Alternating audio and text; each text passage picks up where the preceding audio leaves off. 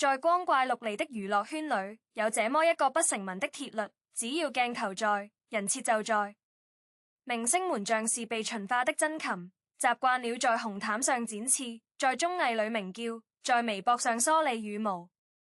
然而，在這片永不打烊的馬戲團中，總有那麼一兩個異類，像是遊離在星座圖譜外的暗星，任憑狗仔的長焦鏡頭如何校準焦距，任憑綜藝節目開出怎樣的天價支票，他們始終隱沒在迷霧深處，留下一道模糊的側影，供世人猜想。任嘉倫便是這片喧囂海域中那座從不亮起燈塔信號的孤島。當全娛樂圈拍不到的人這個標籤像一枚冷箭射穿熱搜榜時，大多數人的第一反應是荒謬。在人人都是自媒體，個個皆可直播的2026年，怎麼可能還有人能夠逃脫像素的天羅地網？然而事實就是如此弔詭。任嘉倫的私下畫面不是難得曝光，而是幾乎絕跡。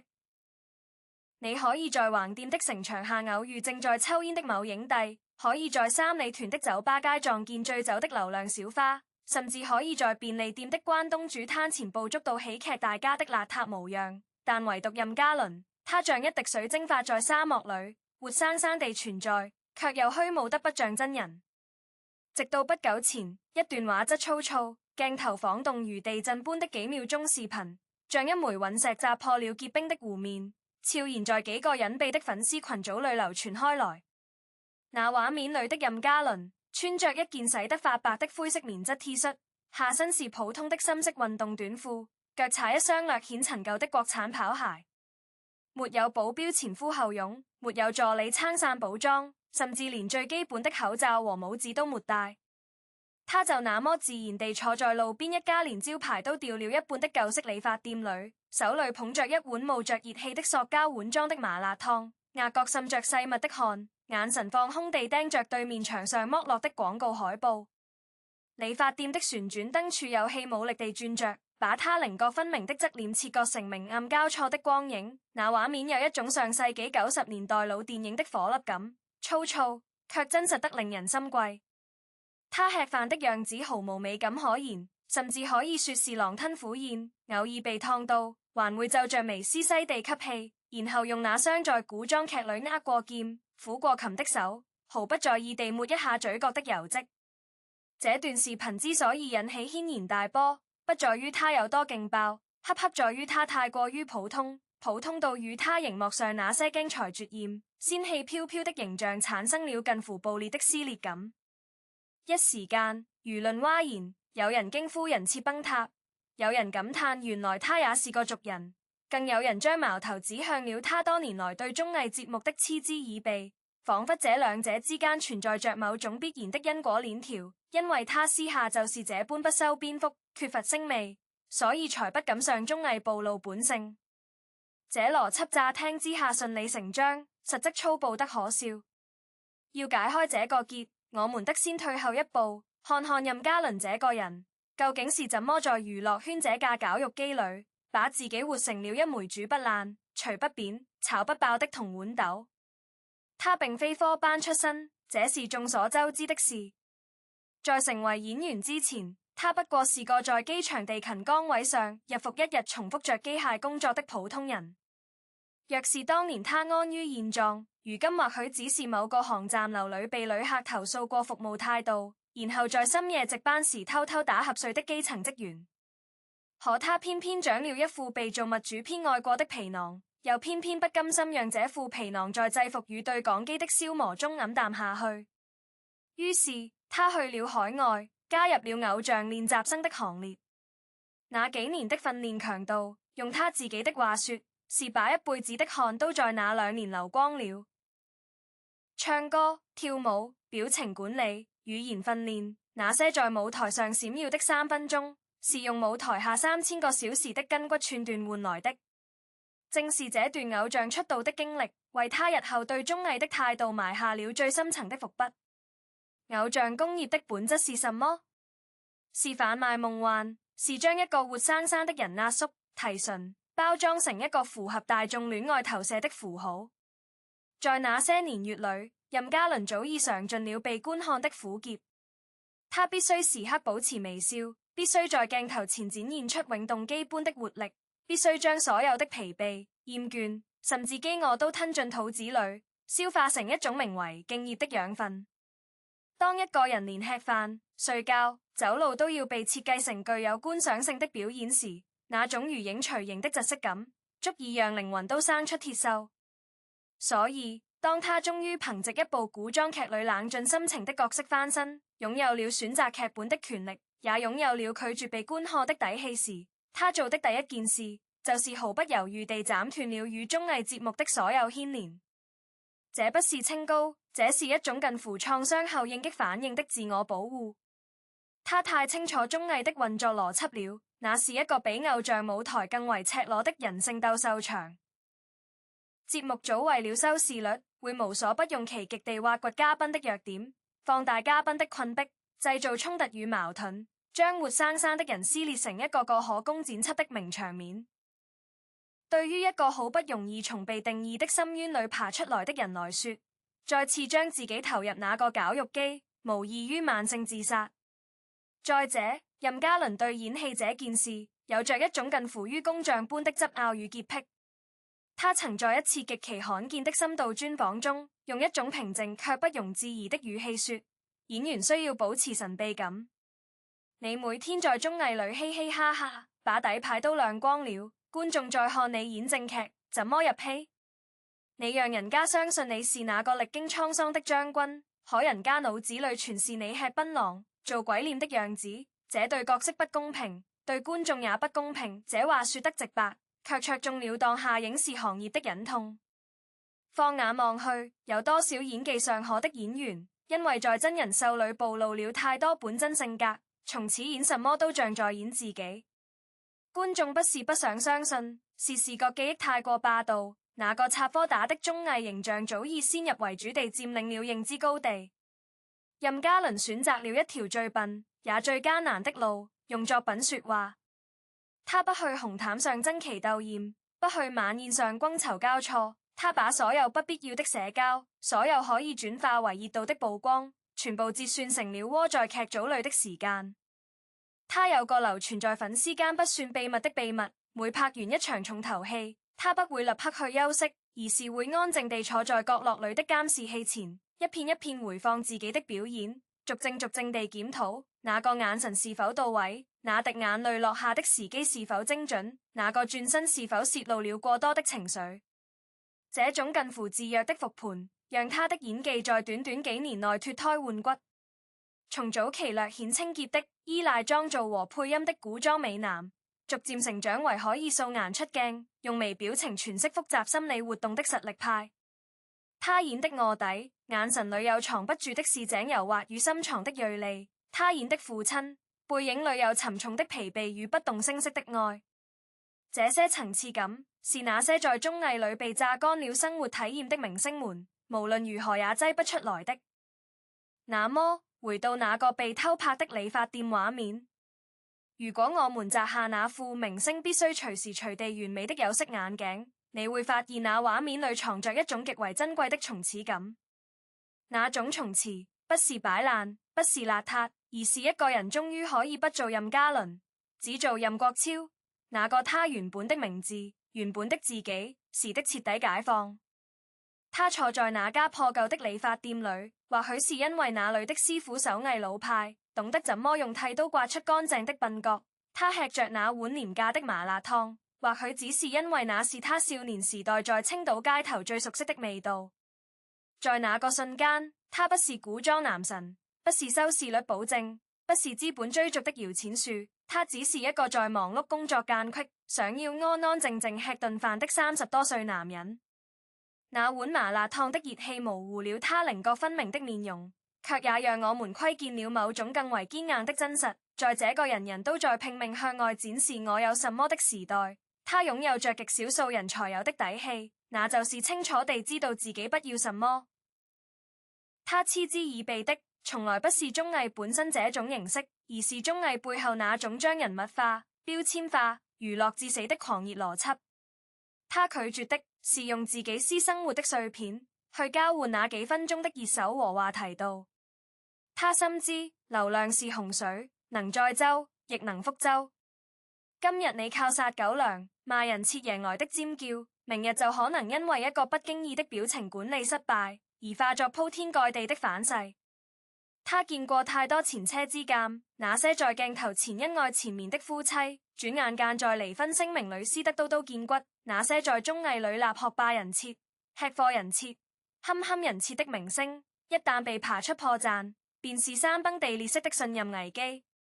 任嘉倫的清醒在於他從一開始就看透了這場遊戲的本質，所以他連牌桌都不上，自然也就不存在輸贏。他把所有的籌碼都壓在了那些虛構的角色身上，因為角色是安全的，角色是經過藝術加工的，角色允許他躲在背後，用別人的故事流自己的眼淚。這種對專業的專注，對私域的嚴防死守，在2026年的娛樂圈已經不是罕見可以形容的了，他幾乎成了一種不合時宜的反叛。更有趣的是，隨着那幾秒鐘的偷拍畫面持續發酵，一些關於他私下生活的碎片信息也被零星的網友考古出來。有人翻出數年前，他曾被目擊獨自一人逛超市，推着購物車，在貨架前駐足許久，只為比較兩款不同品牌的醬油哪個含鈉量更低。有人回憶起在疫情期間，曾有志願者拍到他在社區排隊做核酸，穿着羽絨服，縮着脖子，像個普通的鄰家大哥哥，安靜地滑着手機，沒有要求任何特殊通道。還有一位理髮店的常客留言說，那家店師傅的兒子是任嘉倫的粉絲。有一次師傅無意中提起那個常來剃頭的小伙子好像是個明星，兒子激動地翻出照片比對，師傅卻只是憨厚一笑說，是挺像，但那孩子來我這兒從來不挑挑揀揀，每次都說叔照舊推短點好打理。那裡像電視上那麼金光閃閃，這些零碎的未經公關團隊修飾的細節，拼湊出的不是一個高高在上的明星，而是一個努力在虛浮的名利場與腳踏實地的生活之間畫出一道清晰邊界的普通人。他對綜藝的態度其實也給業界上了一堂極其隱晦的課。當各大衛視和平台絞盡腦汁花樣翻新地策劃着各種戶外競技、室內訪談、戀愛觀察、職場體驗類節目時，他們似乎忽略了一個最樸素的真理：過度的曝光正在消耗觀眾對明星最後一絲好奇心。當一個明星連家裏養的貓叫什麼名字，每天喝幾杯水都被攤在陽光下時，這個明星身上所有的神秘光暈也就消散殆盡了。而任嘉倫的缺席反而成了一種另類的在場。他越是不出現，觀眾越是對他充滿好奇；他越是保護私生活，觀眾越是覺得他身上有挖不完的寶藏。這種飢餓營銷並非他刻意為之，而是他堅守自我所帶來的意外紅利。但我們必須清醒地認識到，這份堅守是需要付出巨大代價的。在娛樂圈，人脈即錢脈，曝光即生命線。他推掉的綜藝邀約，不僅僅是幾千萬的酬勞，更是與平台建立良好關係的機會，是迅速擴大國民度的捷徑。有多少演員演技平平，卻靠着在綜藝裏刷臉，硬生生刷出了觀眾緣，拿到了更好的影視資源。而任嘉倫選擇了最難走的那條羊腸小道，他只能靠一部戲、一個角色、一場表演，去緩慢地累積口碑，去一點一滴地撬動資金的信任。這條路漫長而孤獨，像是獨自穿行在幽暗的隧道裏，看不見盡頭的光，只能憑着手中的火把，照亮腳下幾寸的土地。所以，當我們今天討論全娛樂圈拍不到的人時，我們與其說是在讚美任嘉倫的神秘，不如說是在感慨這個時代對隱私的集體焦慮。我們已經習慣了明星將自己的生活當作一檔24小時不間斷的直播節目，以至於當一個正常行使不被看見權利的人出現時，我們反而覺得他怪異，覺得他不合群，甚至用嗤之以鼻這樣的詞彙來揣測他的心態。這難道不是一種集體的認知扭曲嗎？任嘉倫私下流出的那些畫面之所以珍貴，不是因為他做了什麼特別的事，而是因為他什麼特別的事都沒做。他沒有摟着神秘女子出入酒店，沒有在酒吧與人發生口角，沒有在街頭做出任何失態之舉。他只是吃了一碗麻辣燙，理了一個平頭，然後在夕陽裏踩着一雙舊跑鞋，消失在老城區的巷弄深處。這個畫面樸素得像一首沒有押韻的詩，卻讓無數在都市鋼筋水泥裏疲於奔命的人感受到了一種久違的踏實。那些指責他對綜藝嗤之以鼻的聲音，或許從未真正理解過一個曾經在底層掙扎過，在異鄉漂泊過，在狹小的練習室裏對着鏡子數過自己汗水滴落次數的人，內心深處對表演二字有着怎樣截然不同的定義。對他而言，表演是神聖的，是值得用生命去燃燒的火焰，而不是在遊戲環節裏故作狼狽來博君一笑的雜耍。你可以說他固執，說他不懂變通，說他放棄了賺快錢的捷徑，但你不得不承認，在這個浮躁的時代，能夠如此篤定地守住自己那一畝三分地的演員，已經如同恐龍化石一般罕見。他用自己的方式向整個行業拋出了一個沉默卻擲地有聲的提問，除了成為茶餘飯後的談資，一個演員究竟還能不能只靠角色活在觀眾的心裏？答案或許就藏在那些因為他的一場哭戲而在深夜裏輾轉難眠的觀眾眼中，藏在那些因為他的一個回眸而重新相信愛情與堅守的年輕人心中。娛樂圈需要話題，需要熱搜，需要永遠沸騰的流量火鍋，但同樣需要像任嘉倫這樣的涼水。他不會讓鍋裏的湯汁噴濺出來燙傷旁人，也不會讓灶火因為過於旺盛而燒穿鍋底。他只是靜靜地待在那裏，用一種近乎疏離的姿態，維持着這個行業最後一點體面的溫度。那碗麻辣燙的熱氣散了，理髮店的旋轉燈柱也停了，偷拍的鏡頭最終被淹沒在日復一日的新料舊聞裏。但那個坐在路邊，真實得有些粗糙的背影，卻像一枚刺，輕輕扎進了這個虛浮時代的肌理之中。他提醒着我們，在濾鏡與人設的盡頭，在剪輯與收音的背後，那個被稱作明星的物種，首先應該是一個有權利吃飯、理髮、發呆，甚至邋遢的活生生的人。我們常常抱怨娛樂圈造假成風，卻又在無意中充當了剝奪明星真實權利的幫兇。我們舉着道德與審美的大旗，要求他們永遠光鮮亮麗，永遠情緒穩定，永遠符合我們腦海中的完美想象。一旦他們露出疲態，展現平凡，我們便立刻倒戈，用崩塌二字來宣判他們的死刑。這種集體的雙重標準，其實比任何偷拍的鏡頭都要殘酷。任嘉倫的聰明之處，在於他從一開始就拒絕玩這個遊戲。他用一道堅固的圍牆，將任嘉倫這個公共符號與任國超這個私人個體徹底隔離開來。場內，他可以肆意地流汗、流淚，甚至流血地投入創作；場外，他只允許自己做一個沉默的、不被注視的塵埃。這種清醒的切割需要極大的勇氣與定力，因為圍牆之外是名利場永不熄滅的煙火，是誘惑與喧囂交織的萬花筒。而我們這些旁觀者，與其急着去解讀他為何對綜藝嗤之以鼻，不如將目光投向那個更本質的問題：我們究竟想要一個怎樣的娛樂生態？是想要一個明星無孔不入、隱私蕩然無存的透明監獄，還是想要一個台上台下位分明、演員可以用作品而不是生活來與觀眾對話的健康市場？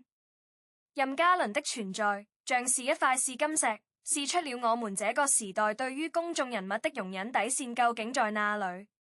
如果連坐在路邊吃一碗麻辣燙的自由都要被賦予某種崩塌的惡意，那麼真正崩塌的恐怕不是任何人設，而是我們作為旁觀者那顆日漸狹隘與苛刻的心。那片被他用沉默捍衛的私人領地，或許正是他能夠在鏡頭前一次次爆發出驚人能量的充電站。他在那裡吸收地氣，吸收市井的煙火，吸收作為一個普通人的喜怒哀樂，然後再將這些養分毫無保留地注入到每一個角色的毛細血管裡。所以，當我們下一次再看到他在熒幕上飾演某個身負血海深仇的俠客時，我們或許應該感謝那家破舊的理髮店，感謝那碗燙嘴的麻辣燙，感謝那雙沾了灰塵的舊跑鞋，正是這些微不足道的，屬於任國超的瞬間，才讓任嘉倫的眼神裏始終有光。最終，一切喧囂都會沉澱，一切熱手都會冷卻。那個被偷拍的背影，終將回歸到屬於他的寂靜中去，繼續在鏡頭之外構築那個不為人知卻足夠遼闊的世界。而我們在經歷了這場短暫的窺視狂歡之後，或許也應該學着退後一步，還給每一個公眾人物那份生而為人最基本的權利，在不想被看見的時候，可以安然地引入人海。回顧整個事件，從一段模糊的理髮店偷拍，到引發對任嘉倫綜藝態度的激烈討論，我們看到的其實是一面折射當代娛樂文化的多棱鏡。公眾對明星私生活的過度窺探，與明星對個人邊界的守護，永遠處於一種動態的張力之中。任嘉倫的選擇並非標杆，亦非異端，他只是順應自己的職業倫理與心理需求，走了一條少數人走的路。這其中沒有對錯，只有取捨。我們應理性認識到，娛樂行業的本質是提供精神消費品，而非奉獻真實人生。演員用角色與觀眾對話，這是最古老也最純粹的契約。與其苛責他們在鏡頭外的不完美，不如反思我們是否賦予了觀看過多的權力。呼籲大眾回歸作品本位的欣賞邏輯，尊重個體對私域的主權，既不神化明星的沉默，也不醜化綜藝的價值，以平視的目光看待每一位從業者的職業路徑。吃瓜當有道，理性和平，方能構建一個更寬容、更健康的輿論場域，讓創作者有空間呼吸，讓旁觀者有雅量欣賞。